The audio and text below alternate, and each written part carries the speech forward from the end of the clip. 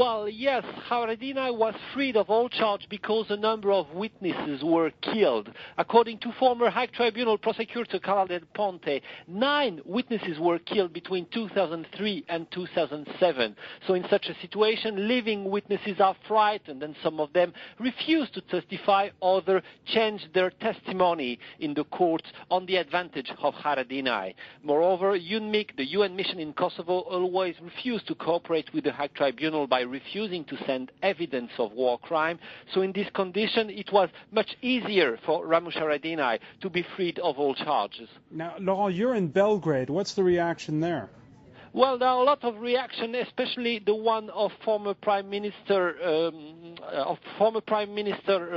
Vojislav Koštunica, who said that this is a shame and this is a denial of justice. The pro-European party, the Democratic Party, says that this was not normal that Haradinaj was freed, and the president said that he should have stayed in jail.